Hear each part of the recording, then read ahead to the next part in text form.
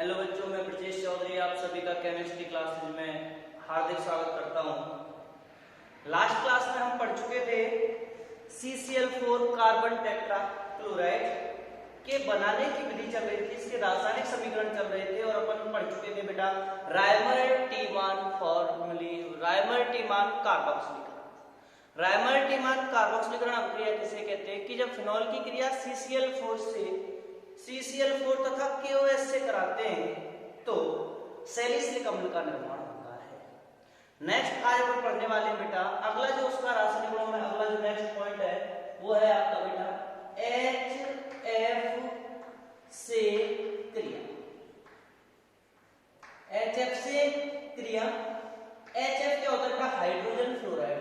क्या होता है बच्चों? Hydrogen fluoride. हाइड्रोजन फ्लोराइड होता है HF और इन्हें हैलोजन अम्ल भी कहते हैं। क्या कहते हैं भैया? हैलोजन अम्ल भी कहा जाता है। HF को, हाइड्रोजन फ्लोराइड को हैलोजन अम्ल भी कहा जाता है।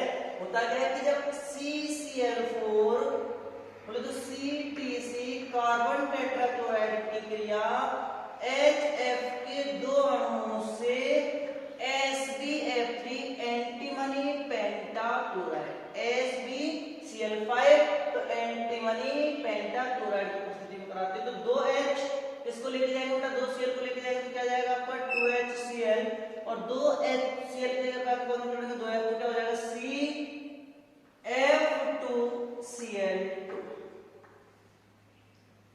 दोबारा देखेंगे HF के साथ क्रिया, HF को हाइड्रोजन फ्लोराइड कहा जाता है, हैलोजन अम्ल भी कहते हैं कि जब CTC बोले तो कार्बन टेट्राक्लोराइड की क्रिया SbCl5 antimony trichloride, antimony pentachloride की उपस्थिति में HF से कराते हैं 2HCl इसके साथ 2H 2Cl को लेके जाएंगे, Cl कितने बचेंगे? 2 और वहां जाकर कौन जोड़ेंगे? 2H तो क्या हो जाएगा CF2Cl2 जिसका नाम क्या होता है बेटा? क्लोरोफ्लोरोकार्बन।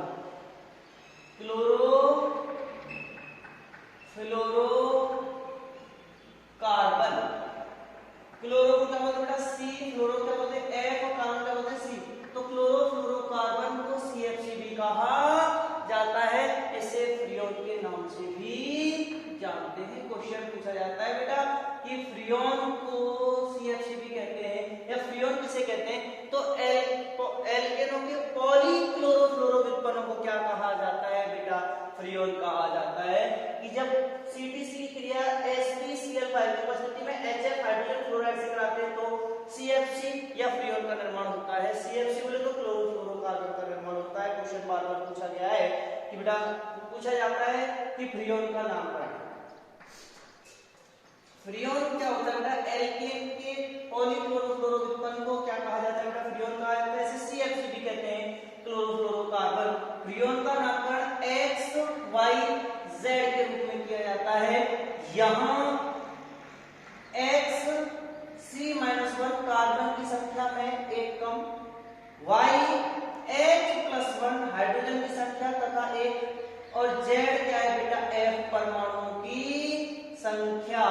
तो फ्रियोन का नामकरण XYZ के रूप में किया जाता है। जैसे कोई दिया गया फॉर्मूला आपके लिए CF2Cl2, तो बेटा कार्बन कितना है आपका? 1 और इसको क्या माने अपन? X। तो X वाला क्या होता है? C-1। X का जो सूत्र होता है वो क्या होता है? C-1। तो कार्बन कितना रखा है? 1 कार्बन। C का मतलब क्या? नंबर ऑफ कार्बन, कार्बन की संख्या 1। तो 1 में से 1 जाएगा तो कितना बचेगा बेटा?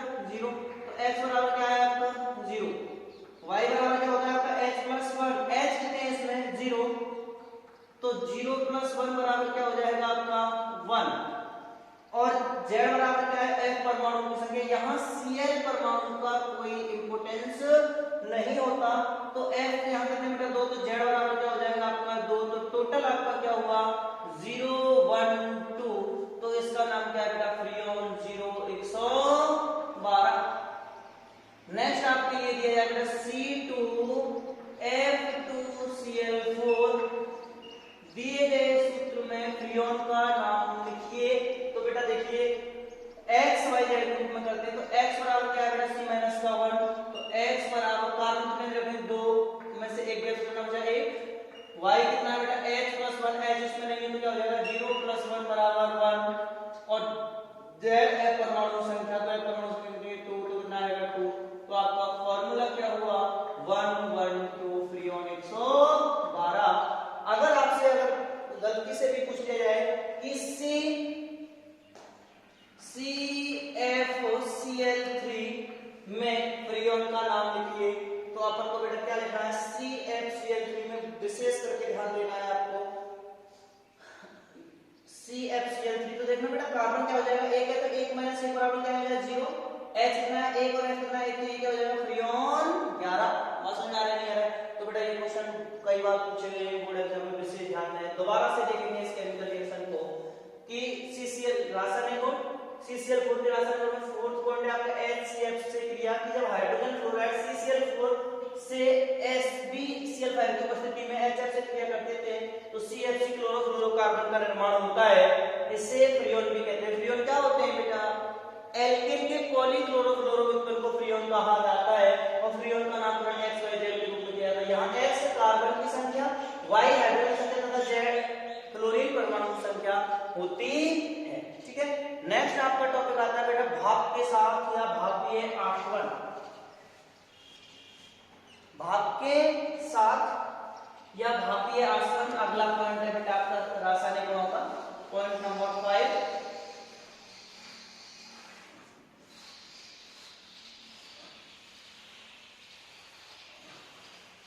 विशेष ध्यान, भापीय आसवन क्या होगा बेटा, भापीय आसवन पढ़ाई क्या कहते हैं 2,2-डाइक्लोरोएथीन। भापीय आसवन पहले जल से किया होगी सॉरी, भापीय आसवन, भाप तो जानते हैं बेटा जल होता है कि जब CCl4 H2O जल के साथ 773 केल्विन या 500 डिग्री सेल्सियस, बोले तो 500 में 273 केल्विन क्या हो जाएगा आपका 773 500। अभी इसको आपको करना क्या है कि जब इसके लिए ऐसे कराते हैं तो देखना बेटा COCl2 प्लस 2HCl के पश्चात फॉस्जीन गैस का निर्माण होता है। और फॉस्जीन गैस कैसी होती है बेटा, विषैली प्रकृति की होती है, एक विषाक्त गैस होती है। विशेष ध्यान दें कि जब तुम ऐसे करके लिख सकते हैं तो CCl4 क्रिया किससे करेगा भैया, जल से, प्रेजेंस 773 डिग्री केल्विन, तो देखो 2H किसको लेके जाएंगे 2Cl को, बचा क्या आपका 2Cl, एक O एक C, तो क्या हो जाएगा देखना O double bond CCl and Cl, और इसी को क्या कहते हैं बेटा कार्बोनेट क्लोराइड या फॉस्फेट गैस के नाम से जाना जाता है। क्वेश्चन अगर आपसे ये पूछा जाए, डायरेक्ट क्वेश्चन पूछा जाता है कि कार्बन टेट्राक्लोराइड के भापीय आसवन को समझाइए या इसका भापीय जलापटन कराइए, तो आपको विशेष ध्यान देना है कि जब कार्बन टेट्राक्लोराइड का भापीय आसवन कितने टेम्परेचर पर आते हैं तो बेटा विषैली गैस, विषाक्त गैस, फॉस्फीन गैस का निर्माण होता है। फॉस्फीन गैस अलग होता है जो फास्फोरस के हैलाइड्स होते हैं बेटा। नेक्स्ट है इसमें वो आपको विशेष याद देना। अगला आपका है कि 1,2-डाइक्लोरोएथीन्स, 1,2-डाइक्लोरोएथीन्स, 1,2-डाइक्लोरोएथीन से आपको क्रिया किसकी करनी है बेटा, CTC कार्बन टेट्राक्लोराइड, CHCl, ये क्या है आपका 1,2-डाइक्लोरोएथीन, जब इसकी क्रिया अपन किससे कराते हैं carbon tetrachloride CCl3,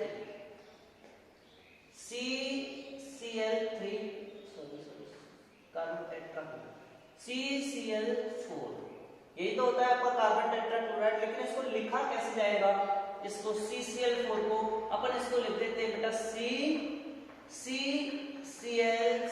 and C, थोड़ा सा मैंने अलग कर दिया, कार्बन की वैल्यू C है, ठीक है CCl4। तो इस CCl4 में अपन क्या करेंगे बेटा, ये आपका Cl ये हो गया तो CCl4 हो गया, तो ये तो आपका क्या हो जाएगा नेगेटिव और ये क्या हो जाएगा पॉजिटिव। सिमेट्रिकल एल्कीन है, आपका मन करे जहां पॉजिटिव और आपका मन जहां करे वहां नहीं। CCl4 को देखो दोबारा से देखें, कुछ बच्चे कंफ्यूज हो रहे होंगे कि सब ये CCl4 को आपने लिखा कैसे है। देखो बेटा CCl4 होता है आपका CCl4, इसको अपन क्या करें Cl एंड Cl, तो क्या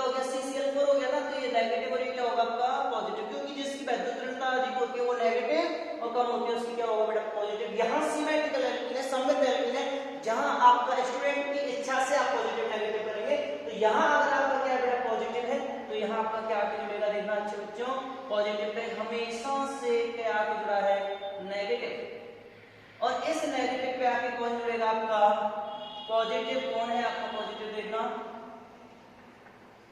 CCl से विशेष ध्यान दें इस क्वेश्चन पर कि बेटा आपसे क्या कहा जा रहा है कि 1,2 डाइक्लोरोएथिलीन से कि जब 1,2 डाइक्लोरोएथिलीन की क्रिया CCl4 से कराते हैं तो Cl नेगेटिव और ये पॉजिटिव। इसमें सिमेट्रिक सममित एल्कीन स्टूडेंट की मर्जी चलेगी, आप चाहे जहां मैं ट्रिक बता चुका हूं हमारी मर्जी से इसको नेगेटिव माने, इसको पॉजिटिव, इसको नेगेटिव, वो आपके ऊपर डिपेंड करता है। तो ये क्या आपका पॉजिटिव है तो इसमें Cl नेगेटिव आगे जुड़ेगा तो एक Cl है तो Cl।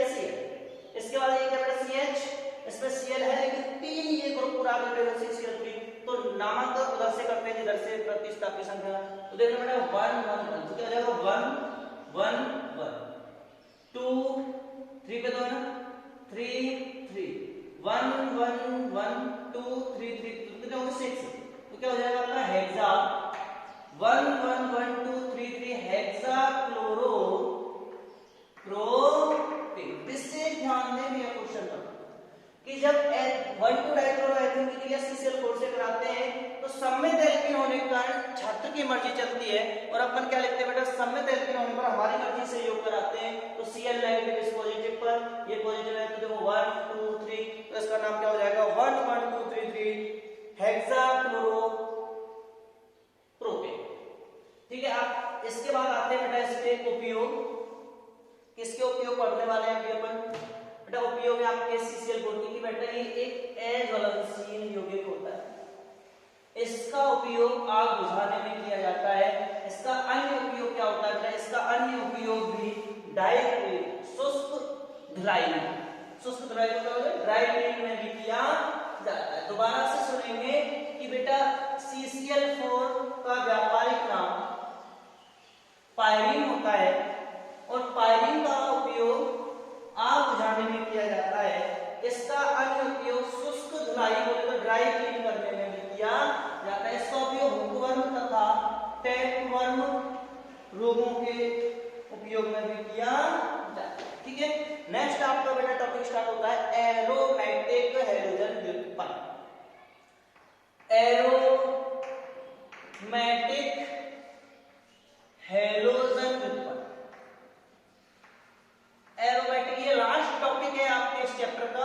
थोड़ा सा लेंथी लेके चले हैं क्योंकि बेटा हमारा टारगेट होता है कि आप लोग 12th के साथ जो आगे जो भी कोर्स करेंगे उसमें आपको थोड़ा सा प्रॉफिट मिले, तो सिलेबस से थोड़ा सा एक्स्ट्रा भी हम आपको लेके चल रहे हैं। एरोमेटिक हैलोजन व्युत्पन्न या इनको एरिल हैलाइड भी कहा जाता है। क्या कहा जाता है इनको, एरिल हैलाइड, एरिल हैलाइड या हेलो एरिन के नाम से भी इन्हें जानते हैं। विशेष ध्यान दें, नेक्स्ट आपका टॉपिक इस चैप्टर का अंतिम ये टॉपिक चल रहा है एरोमेटिक हैलोजन व्युत्पन्न। इसको एरिल हैलाइड या हेलो एरिन के नाम से जाना जाता है। देखिए होता है कि जब एरोमेटिक हाइड्रोकार्बन में, आप सभी को पता है कि बेंजीन के हर कॉर्नर पे क्या होता है बेटा, हाइड्रोजन उपस्थित होता है।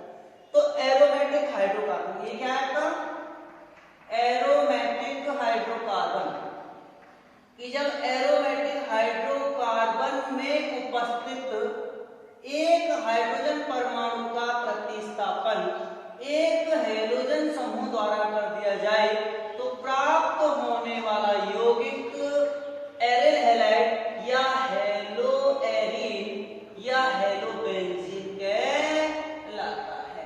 हेलो एरिन या एरिल हैलाइड को हेलो बेंजीन के नाम से भी जानते हैं। हेलो क्या होता है बेटा आपका हैलोजन समूह, एक कौन सी रहेगा बेटा बेंजीन में। तो अपन बोल सकते हैं बेटा कि एरिल हैलाइड या हेलो एरिन को हेलो बेंजीन भी कहा जाता है। हेलो को H से और एरिल समूह को AR से, तो एरिल हैलाइड को ARH से प्रदर्शित किया जाता है। दोबारा से देखेंगे बेटा एरोमेटिक हैलोजन व्युत्पन्न होते क्या है, इनको एरिल हैलाइड या हेलो एरिन भी कहा जाता है कि जब एरोमेटिक हाइड्रोकार्बन में उपस्थित हाइड्रोजन परमाणु का प्रतिस्थापन हैलोजन समूह द्वारा कर दिया जाए तो प्राप्त होने वाला यौगिक एरिल हैलाइड या हेलो एरिन कहलाता है। इसे हेलो बेंजीन के नाम से भी जाना जाता है। इसे ARH से प्रदर्शित करते हैं, एरिल समूह को AR से और हैलोजन को H से, तो इसे ARH से भी प्रदर्शित किया नेक्स्ट अपन बोल सकते हैं बेटा यहाँ पे देखना, अगर मैं इसमें हाइड्रोजन परमाणु का प्रतिस्थापन हेलोजन की जगह कोई Cl समूह द्वारा कर दिया जाए तो प्राप्त होने वाला यौगिक क्लोरोबेंजीन कहलाता है। क्या कहलाता है भैया? क्लोरो, क्योंकि हेलो बोले तो क्लोरो, ठीक है, बेंजीन क्या होगा? बेंजीन तो इसे हेलो बेंजीन भी कहते हैं। ऐसे अगर बी आर लेते तो ब्रोमो बेंजीन, आई लेते तो आयोडो बेंजीन का निर्माण होता है। अब ये वाली जो है इसका नाम क्या होता है बेटा? फेनिल क्लोराइड ही होते हैं। इस संरचना को क्या बोलते हैं? फेनिल, और इसको क्या बोलते हैं? क्लोराइड। तो इसको फेनिल क्लोराइड भी कहा जाता है। विशेष ध्यान दें, आपको थोड़ा सा डरना नहीं है, ऑर्गेनिक केमिस्ट्री कभी भी खतरनाक नहीं होती, इसको स्टेप बाय स्टेप समझना होता है। तो दोबारा से देखिए बेटा, एरिल हैलाइड या हेलोएरिन या एरोमेटिक हेलोजन व्युत्पन्न किसे कहते हैं? कि जब एरोमेटिक हाइड्रोकार्बन का हाइड्रोजन परमाणु का प्रतिस्थापन हेलोजन समूह द्वारा कर दिया जाए तो प्राप्त होने वाला यौगिक हेलोबेंजीन कहलाता है। इसे हेलोएरिन भी कहते हैं। एरिल को Ar से और हेलोजन को से, इसलिए इन्हें Arx से भी प्रदर्शित किया जाता है। यदि मैं एरोमेटिक हाइड्रोकार्बन में उपस्थित हाइड्रोजन परमाणु प्रतिस्थापन क्लोरीन समूह द्वारा कर दिया जाए तो प्राप्त होने वाला यौगिक क्लोरोबेंजीन या फेनिल क्लोराइड कहलाता है। बेटा अब इसमें आता है इसका क्लासिफिकेशन, अपन सेम है उसका ही, जैसे मोनो, वहां तो पढ़े थे अपन मोनो हेलोएरिन के, यहाँ क्या पढ़ेंगे? Mono haloarene, di haloarene, tri haloarene, poly हेलोएरिन।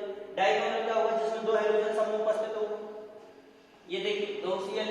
Try mono इसमें तीन हेलोजन, चार टेट्रागोनल या पॉलीगोनल इसमें चार हेलोजन समूह उपस्थित होंगे। इन्हें क्या कहा जाता है बेटा? दूसरा आपके समीकरण के आधार पर अपन पढ़े तो इसमें दो ही थे आपके, एक तो था बेटा हेलोएरिन और एक क्या था आपका सीधा सा वायलेट हैलाइड जो अपन करा चुके।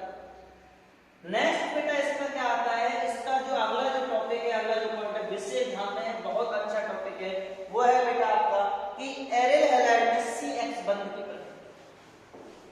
जो आपका एरिल हैलाइड है, इस एरिल हैलाइड में किसकी प्रकृति बेटा? CX बंध की प्रकृति। एरिल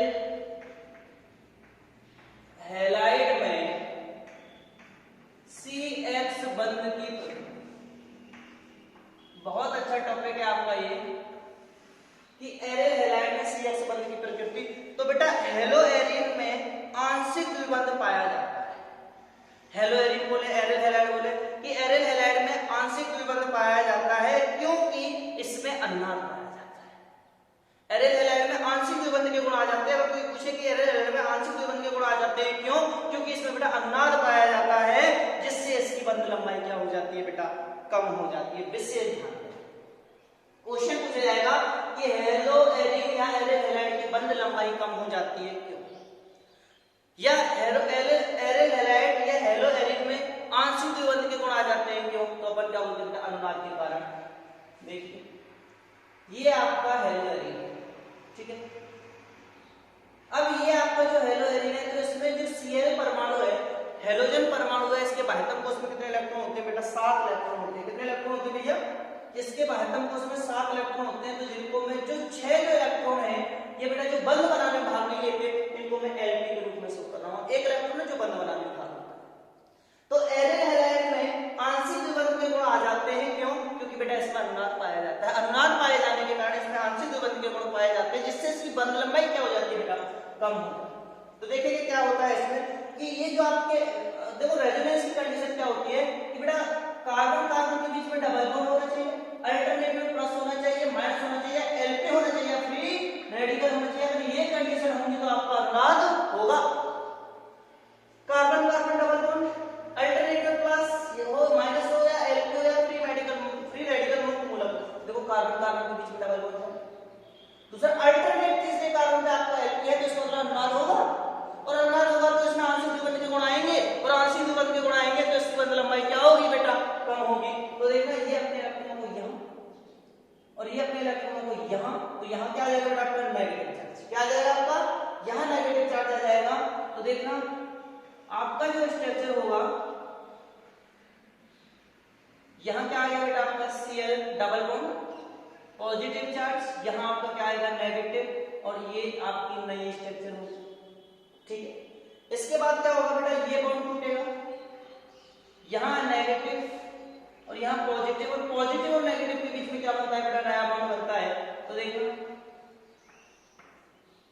यहां आपका नया बॉन्ड बनेगा, यहां नेगेटिव चार्ज और यहाँ क्या होगा आपका सेम, क्योंकि यहाँ कोई परिवर्तन नहीं है। इसके बाद नेक्स्ट क्या करेंगे बेटा अपन, अगला जो स्ट्रक्चर होगा, क्योंकि आपको एक बात हमेशा ध्यान रखनी है कि अल्टरनेट में प्लस माइनस होना चाहिए, तो यहाँ नेगेटिव चार्ज और यहाँ क्या आएगा पॉजिटिव, और पॉजिटिव और नेगेटिव के बीच में क्या बनेगा आपका न्यू बॉन्ड बनेगा।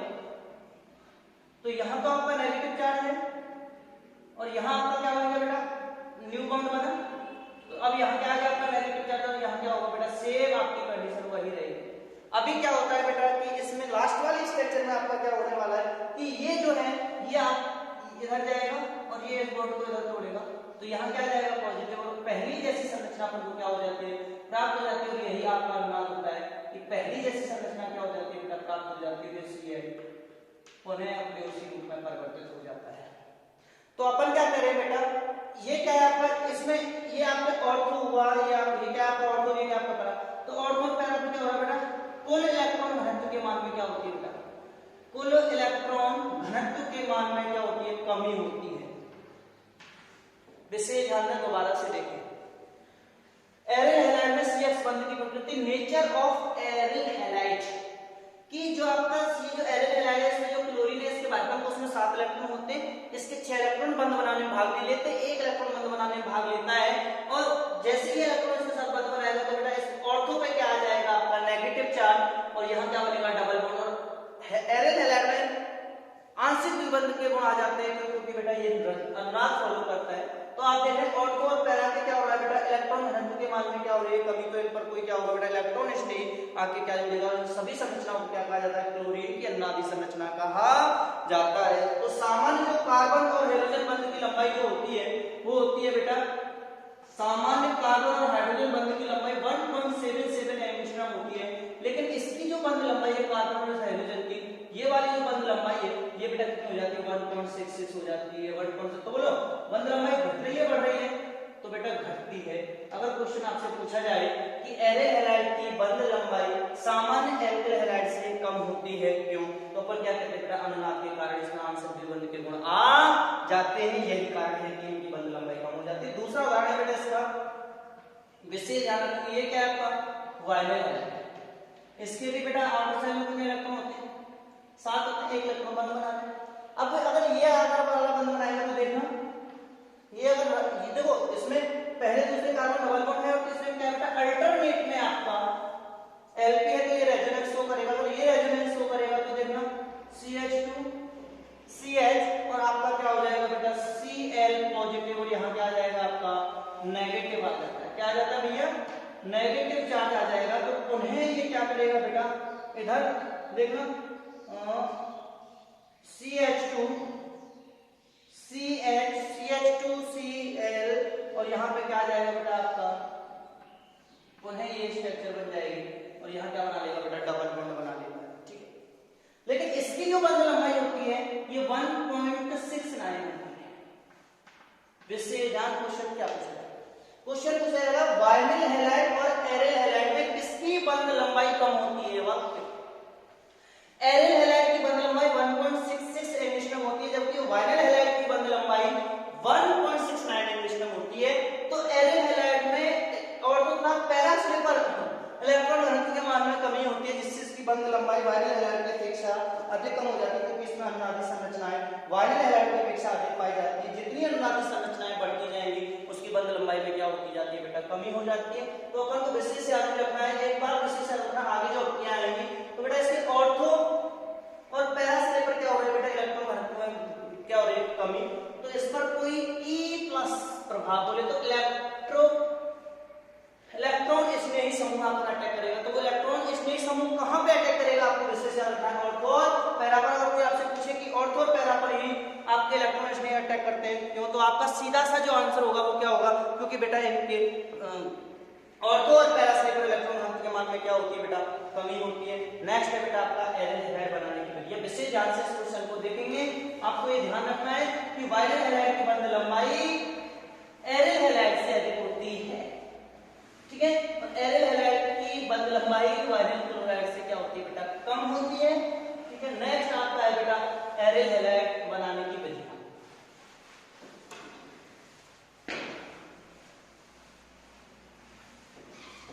कैसे बनाएंगे देखो,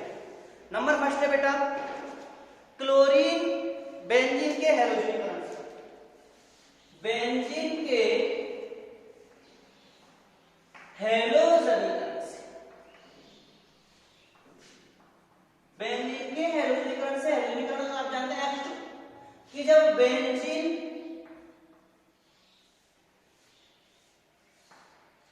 का हैलोजनीकरण कराते हैं AlCl3 या FeCl3 की उपस्थिति में, तो बेटा आपका क्लोरोबेंजीन का निर्माण होता है।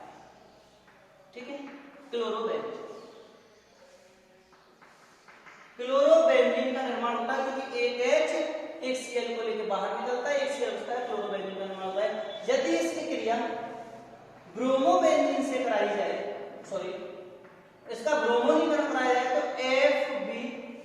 FeBr3 की उपस्थिति में, तो एक H किसको लेके जाएगा बेटा, एक HBr को, एक Br को तो HBr, और आपका क्या बन जाएगा बेटा, ब्रोमोबेंजीन। विशेष ध्यान भी मैं आपको बता रहा हूं, और ब्रोमोबेंजीन का निर्माण होता है। ऐसी अभिक्रिया जिनमें क्लोरोबेंजीन का ब्रोमोबेंजीन का निर्माण होता है उन्हें सैंडमेयर अभिक्रिया के नाम से भी जाना जाता है। ये बात की बात है, आपको बताइए। आपको याद क्या रखना है कि बेंजीन के हैलोजनीकरण की जब बेंजीन का क्लोरोनीकरण AlCl3 या FeCl3 की उपस्थिति में कराते हैं तो क्लोरोबेंजीन का निर्माण होता है, जबकि ब्रोमोनीकरण FeBr3 की उपस्थिति में कराते हैं तो ब्रोमोबेंजीन का निर्माण होता है। आपको विशेष याद रखना है कि इनका फ्लोरोनीकरण नहीं, क्लोरोनीकरण ब्रोमोनीकरण हुआ, इनका फ्लोरोनीकरण नहीं होता। क्यों? क्योंकि बेटा F2 विस्फोटक प्रकृति का क्या होता है बेटा, आपका F2 विस्फोटक प्रकृति का होता है, इसलिए इनका फ्लोरोनीकरण नहीं होता। विस्फोटक प्रकृति का होने के कारण दूसरा एलिमेंट का हाइड्रोजनीकरण नहीं होता। तो बेटा I2 के साथ जो इनकी जो बेंजीन की जो अभिक्रिया है, जो I2 के साथ क्या होती है बेटा, उत्क्रमणीय अभिक्रिया होती है। और ये जो उत्क्रमणीय अभिक्रिया होती है इसमें बेटा जो HI है, जो आपका H, देखो यहाँ क्या निकल रहा है बेटा, HCl निकल रहा है, यहाँ पे क्या निकल रहा है, HBr। आयोडीकरण करेंगे तो क्या निकलेगा, HI निकलेगा।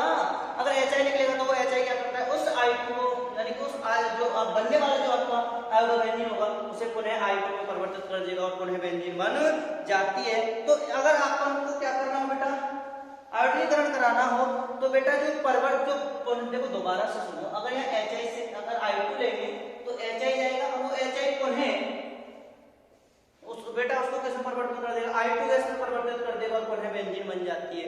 तो इसको स्ट्रॉन्ग एसिड पर आयोडिक अम्ल की क्रिया मैंने आपको बताया था कि आपका HiO3 क्या करेगा बेटा, यदि I2 से क्रिया करेगा, ठीक है, वो HI से क्रिया करेगा, जो निकलने वाला HI है तो 5HI हो जाएगा, तो क्या बना लेगा 3I2 और क्या बाहर निकलता है आपका 3H2O, ठीक है, और आपका पुनः से वही यौगिक बन जाता है। इसलिए इनका फ्लोरोनीकरण और ब्रोमोनीकरण नहीं कराया जाता है। नेक्स्ट आप जो पढ़ने वाले हैं वो है बेटा इसकी क्रिया। ये जो आप Cl और Br बनाए इसकी क्रिया विधि देखिए, बेंजीन के हैलोजनीकरण की क्रिया विधि विशेष ध्यान से देखेंगे आप। बेटा प्रेजेंस क्या था आपका AlCl3, तो ये जो आपका AlCl3 था इसकी प्रेजेंस में क्लोरोनीकरण ब्रोमोनीकरण अपन जो करा रहे हैं, तो बेटा AlCl4 को लेके और क्या जाता है आपका Cl पॉजिटिव, यही, ठीक है, यही बना। ये जो आपका Cl है, अब ये कौन सी कंडीशन हो गई बेटा, अब ये हो गया इलेक्ट्रॉन स्नेही अभिकर्मक, इलेक्ट्रॉन स्नेही अभिकर्मक, क्योंकि अभी जो अपन पढ़ रहे थे हैलोजनीकरण तो AlCl3 की उपस्थिति में अभिक्रिया करा रहे थे, तो AlCl3 इस क्लोरीन के एक अणु को लेकर AlCl4 में परिवर्तित हो जाता था, एक इलेक्ट्रॉन स्नेही अभिकर्मक का निर्माण। क्रिया विधि में क्या होगा, इस बेंजीन पर कौन अटैक कर रहा था आपको, क्लोरीन अटैक कर रहा था। तो अगर इस बेंजीन यहाँ क्या बेटा आपका हाइड्रोजन, अगर ये ऐसे जाएगा तो ये क्या होगा बेटा, यहाँ से बाहर होगा तो यहाँ पे कौन सा जाएगा पॉजिटिव, यहाँ पे क्या आएगा आपका नेगेटिव। तो देखिए आपको करना क्या है कि बेटा यहाँ आपका पॉजिटिव आया तो H प्रोटॉन आया, और ये जो आपका ये क्या है आपका बेटा जो नेगेटिव है ये वाला पार्ट, ये जो नेगेटिव पार्ट है इसको कौन अटैक करेगा, Cl पॉजिटिव इलेक्ट्रॉन इसमें ही क्या करेगा बेटा, आक्रमण करेगा, और आपका ये क्या बन जाएगा, इसको बोलते हैं बेटा एरेनियम आयन। क्या बोला जाता है इसको, एरेनियम आयन कहा। अब ये जो एरेनियम आयन है ये क्या करेगा बेटा, नेक्स्ट आप देख लो, यहाँ क्या आ जाएगा आपका नेगेटिव और यहाँ क्या आएगा आपका, यहाँ क्या आएगा आपका नेगेटिव और यहाँ क्या आएगा आपका बेटा पॉजिटिव, सॉरी यहाँ नेगेटिव और यहाँ पॉजिटिव आएगा। तो अगर यहाँ पॉजिटिव आएगा तो यहाँ पर कौन सा बॉन्ड बनेगा, देखो ये पॉजिटिव ये, और यहाँ आपका क्या है बेटा आपका वही उत्पाद रहेगा। नेक्स्ट अपन क्या करेंगे, फिर यहाँ से से आपका जो उत्पाद आएगा वो ऐसे, तो ये क्या होगा नेगेटिव और ये क्या होगा आपका पॉजिटिव। तो देखना नया बॉन्ड कहां बन जाएगा आपका, यहां नया बॉन्ड, यहां पॉजिटिव और यहां आपका ये, और ये आपका ऐसे की ऐसे रहे। तो आप क्या देख रहे हैं बेटा इसमें कि ये जो आपका जो स्ट्रक्चर है, अपन क्या कह रहे हैं बेटा, ये जो क्लोरोबेंजीन जो अपन ने बनाया था उसमें अपन लास्ट स्ट्रक्चर में अपन क्या करेंगे कि ये जो आपका पॉजिटिव है इस पे बेटा दोबारा से अटैक होगा, यहां से ये आपका क्या निकलेगा बेटा H प्लस आयन निकलेगा। तो यहां से अगर H प्लस आयन निकलेगा तो यहाँ क्या होगा बेटा नेगेटिव चार्ज आएगा, और अगर यहाँ नेगेटिव चार्ज आएगा तो बेटा आपका क्या बन जाएगा, देखो क्लोरोबेंजीन का निर्माण हो जाएगा। किसका निर्माण हो जाएगा बेटा, क्लोरोबेंजीन का निर्माण हो जाता है। विशेष ध्यान में आपसे क्वेश्चन पूछा जा सकता है कि बेटा जो आप हेलोजनीकरण अपन जो पढ़ रहे थे उस हेलोजनीकरण में अपन ने क्या किया कि बेंजीन के हेलोजनीकरण को अपन पढ़ रहे थे, तो कोई भी आपका बेंजीन है उसमें हेलोजनीकरण में क्या क्या हो सकता है आपका, क्लोरोनीकरण, ब्रोमोनीकरण किया जा सकता है। तो अपन जब क्लोरोनीकरण करा रहे थे तो अपन ने क्या किया बेटा, विशेष ध्यान इधर देख लीजिए कि ये आपका बेंजीन है कि जब इस बेंजीन का क्लोरोनीकरण AlCl3 की उपस्थिति में कराते हैं तो एक H6Cl को लेके जाता है, तो क्या जाएगा आपका HCl और क्या बन जाता है आपका क्लोरोबेंजीन का निर्माण हो जाता है। इसे बेंजीन के हेलोजनीकरण के नाम से जाना जाता है। तो मैंने आपको इस क्लोरोबेंजीन जो बना था उसके मैकेनिज्म को समझाने के लिए, उसकी क्रियाविधि को समझाने के लिए जो प्रेजेंस AlCl3 लिया गया था, इस AlCl3 का जो आप क्लोरोनीकरण करा रहे थे ये क्या करता है बेटा, एक इलेक्ट्रॉन स्नेह अभिकर्मक का निर्माण करता है। AlCl3 Cl से क्लियर करके AlCl4 और Cl पॉजिटिव इलेक्ट्रॉन स्नेह का निर्माण करता है। तो जो इलेक्ट्रॉन का स्नेह आक्रमण है वो है आपका इलेक्ट्रॉन स्नेह। तो ये क्या करता है बेटा आपका, यहां से आपका बॉन्ड होगा नेगेटिव चार्ज, यहां क्या होगा आपका पॉजिटिव, और ये जो आपका पॉजिटिव था यहां से एक H और एक Cl ये बना, तो ये जो आपकी संरचना थी इसको क्या बोलते हैं एरेनियम आयन। अब ये बॉन्ड इधर जाएगा तो बेटा देखना इधर क्या आएगा नेगेटिव और इधर क्या आएगा आपका पॉजिटिव। तो देखना ये नेगेटिव और ये पुराना वाला पॉजिटिव, क्योंकि अल्टरनेट देखो कार्बन कार्बन के बीच में डबल बॉन्ड है, अल्टरनेटिव पॉजिटिव चार्ज है तो अनुनाद उधर होता है जिधर।